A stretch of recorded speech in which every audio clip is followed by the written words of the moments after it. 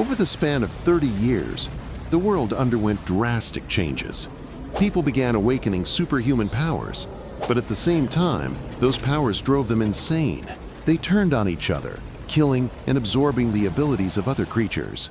And yet, Morris was the only one who managed to keep his calm and peace of mind, always accompanied by his beloved detective novels. Sometimes, doubt crept into his heart. The fact that he was still sane in the middle of this mass madness made him feel like the abnormal one, but he kept moving forward, gripping that little novel in his hand. It all started 30 years ago in a luxurious art gallery buzzing with nightlife. The space, once filled with elegant music, was now drowned out by the furious shouts of a manager berating his secretary over the catering, which he deemed unacceptable. Instead of apologizing and fixing the issue, the secretary snapped back, telling the manager to get lost. Their argument escalated, completely ignoring the stunned onlookers who'd been watching the embarrassing scene unfold. That's where Morris came in, just a regular staff member trying to break up the two as they spiraled further out of control. Suddenly, he took a hard hit to the head from a liquor bottle swung by the manager. Luckily, it was the bottle that shattered, not his skull. Alcohol splashed across his face, mixing with the blood now dripping toward his eye. Of course, the guests were horrified, shocked by the manager's violent outburst. The man looked like a red-eyed demon, straight out of a nightmare, clutching a jagged glass shard like he was ready to carve Morris's life right out of him. But a few seconds later, the manager snapped back to his senses, confused by what he'd just done. Overcome with regret, he dropped to his knees and begged for forgiveness, completely lost as to why he'd lost control. Once things calmed down, the manager quickly dispersed the crowd, desperate to keep the incident quiet and protect his reputation. Morris's co-worker, Yeli, who loved teasing him, joked about his hard head surviving the bottle strike. She was more concerned about the broken bottle than him. And honestly, Morris's hard-headed reputation wasn't just for show. Morris sighed and admitted he didn't have a choice. He was the only normal one here. Normal in terms of sanity, at least. His vision, that was a different story. Since he was 10, Morris had been able to see these grotesque red, balloon-like things floating above people's heads. The first one he ever saw was above his mother's head. Back then, it was just the size of a regular balloon. At first, he thought it was just a hallucination, some trauma response after his father's recent death. But he grew more certain when he noticed his mother's temper worsening. The balloon would inflate whenever she got angry. The bigger it grew, the further she spiraled out of control. Until, at a certain size, it would burst, and so would the head of the person beneath it. In this case, his own mother. Now, Morris watched as the manager started another screaming match with a guest. The red balloon above his head swelled larger and larger, reaching the point of explosion. Morris moved to intervene, but Yeli smirked, impressed by his concern. She'd assumed he wouldn't care if they died. Morris admitted he didn't care that much, but dealing with the cops afterward would be a hassle. The last thing he wanted was getting dragged down to the station for questioning. But it was too late. Exactly what Morris feared happened. The red balloon burst, taking the manager's head with it in a horrifying spectacle. Except this time, something was different. The explosion didn't kill the manager. Instead, the flames surged back together, forming a half-monster's head wreathed in fire. There was no trace of the man's consciousness left, just mindless snarling at everyone nearby. The guy who'd been arguing with the manager didn't read the room and kept hurling insults. And, well, the outcome was predictable. Of course, the possessed manager wasn't about to let some loudmouth disrespect him. With one swipe of its claws, it split the guy's body in half, killing him instantly. The guests panicked, scrambling to flee the gallery. Everyone except Morris, who just stood there, staring at the manager. His mind flashed back to his mother's death, the same kind of tragedy, except she hadn't turned into a monster like this. Yeli, sharp-tongued as she was, still cared about Morris. She grabbed his arm, yanking him toward the exit. Yeli knew about this phenomenon. When those balloons burst, people didn't just die, they became uncontrollable monsters. They could even wield the monster's power, unleashing their emotions without restraint. But once that outburst burned out, their energy drained, and that was when they truly died. Sure enough, After a rampage, the flames on the manager's head flickered out, leaving behind just a headless corpse. It collapsed lifelessly to the floor, leaving everyone else in confused horror. They couldn't see the red balloon or the monster. To them, the manager's head had just exploded, then burned out into nothing. The same thing had happened to Morris's mother. She died the same way, consumed by the monster of her own emotions. To be precise, these emotional monsters were always connected to their master, the person who consumed them. And if you followed the monster's trail, it was easy to track down its source. Sure enough, Morris spotted a fiery thread leading straight to a man, the one who devoured the monster. This man was the vice president of Wave International, someone who could control his own emotions flawlessly. He also happened to be Morris's former neighbor. He had the power to spread a virus that triggered rage in people, letting them explode uncontrollably, only for him to swoop in and devour their emotional monsters to grow stronger. According to Yeli's investigation, he targeted Morris's mother that day, and now they were all in his hunting grounds. But Morris wasn't worried. He wasn't emotionally volatile. Morris flashed back to the past, remembering how his mother had lost her sanity, and then her life, all because of this man.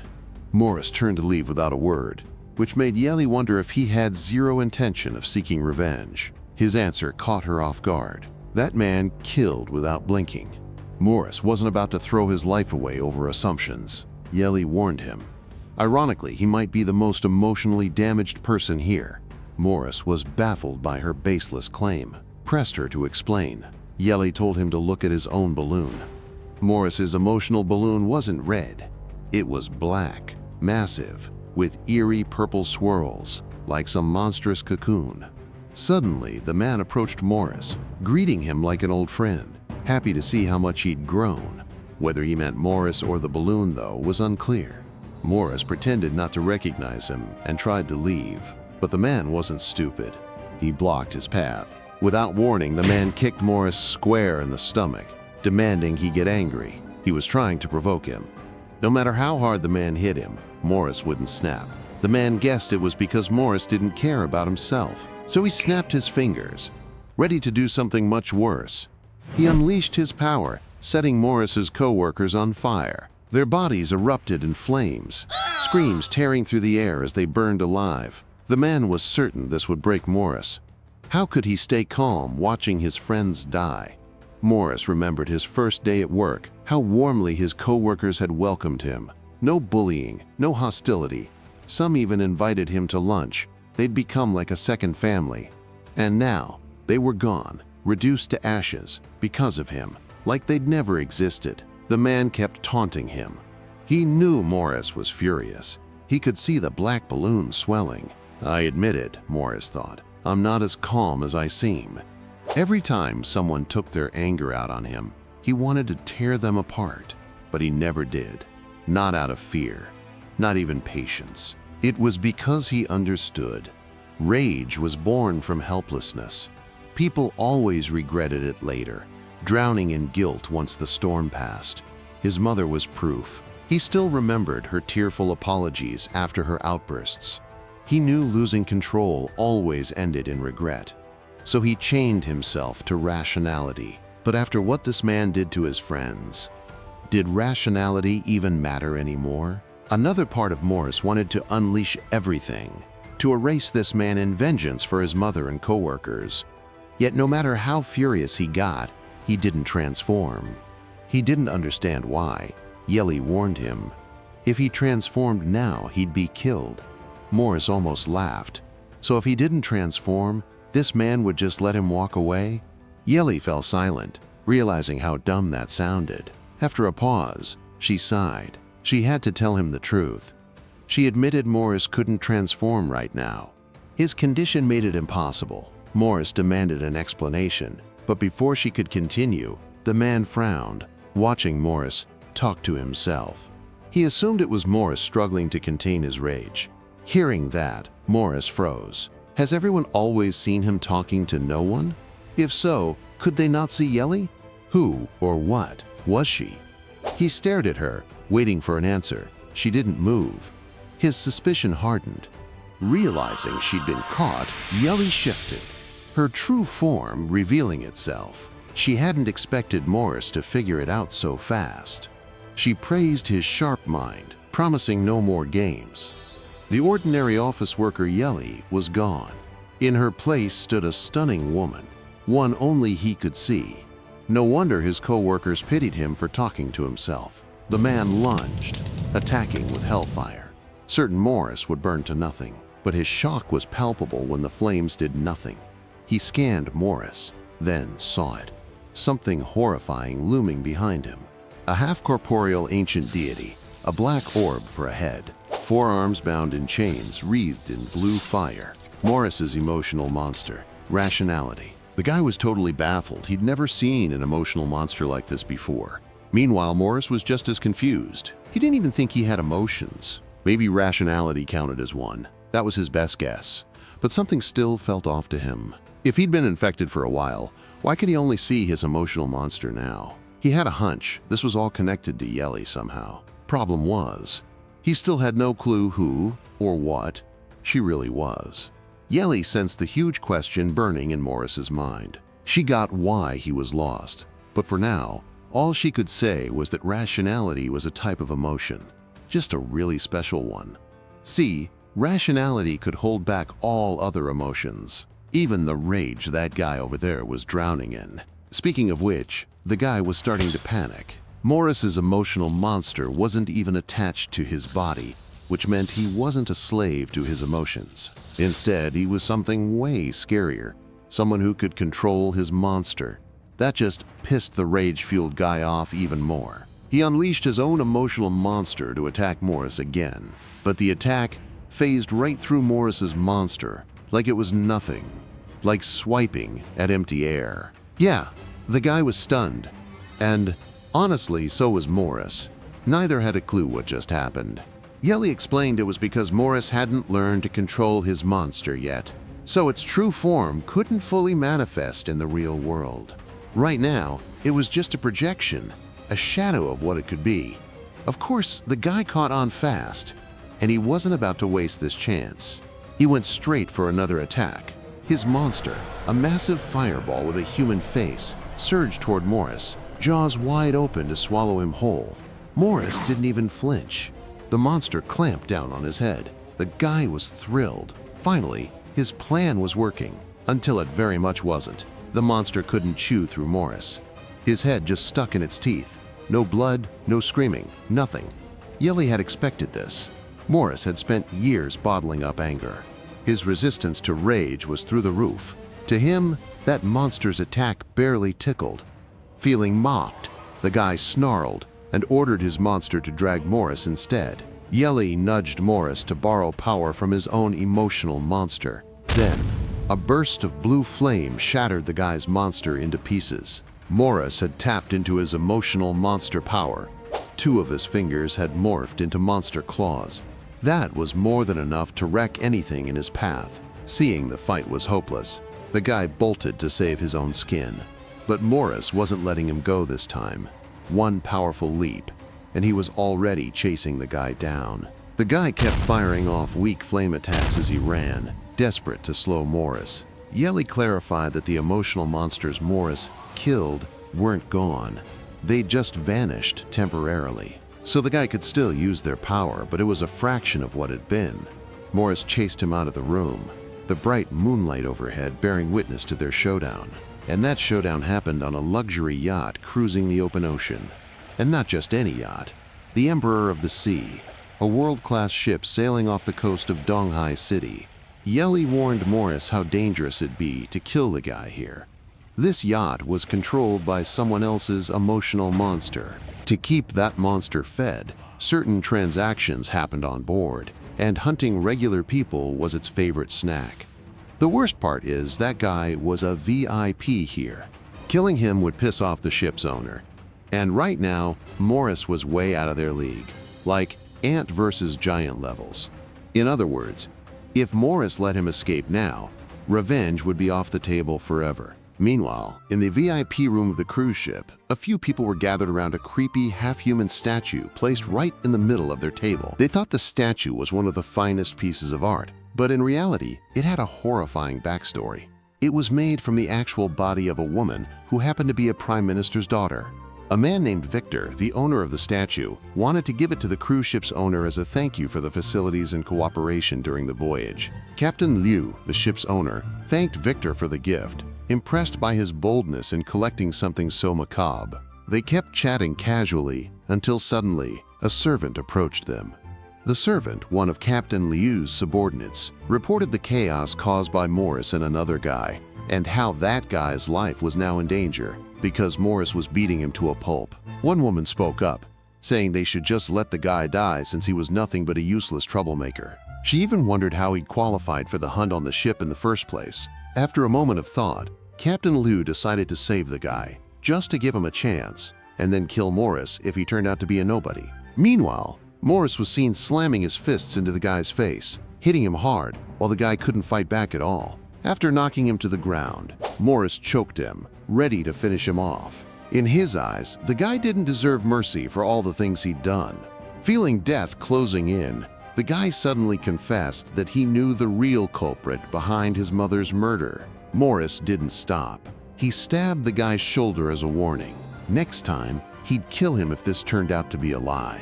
The guy started talking about a mysterious man who'd secretly spread a virus and was hunting newly born emotional monsters. He admitted he was one of the infected victims, but instead of killing him, the mysterious man let him live, stabilized his emotional monster condition, and turned him into a subordinate. That man had ordered him to infect others, take over his role, and then force him to kill infected people. After killing the infected people, he'd absorbed their emotional power to strengthen himself.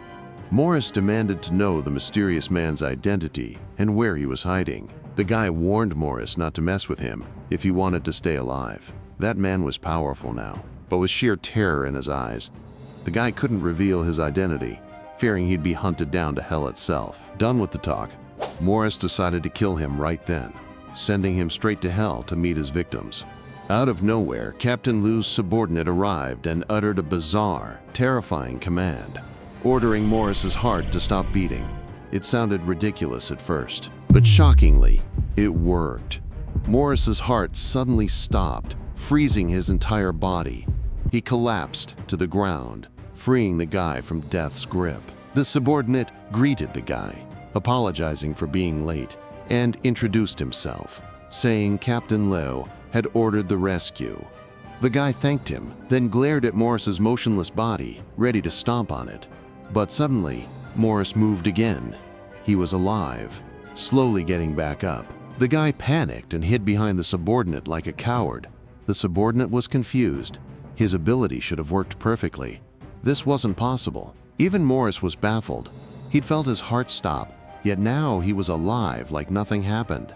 Yelly knew the subordinate had the emotional power of arrogance body command, letting him stop a target's heart with just words.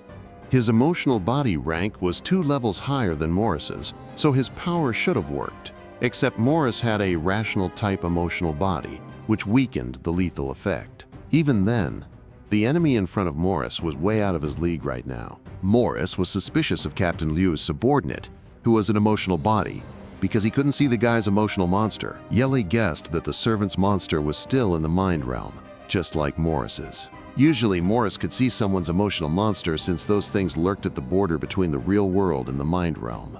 But if the monster was still dormant, it'd be deep inside the mind realm, making it nearly impossible to spot. The guy then ordered the servant to restrain Morris's body. He wanted a little payback for old grudges. The servant understood the request and commanded Morris to kneel. Unlike before, this time Morris couldn't resist the force. He dropped to his knees exactly as ordered. Yelly explained the unique trait of a command-type emotional body.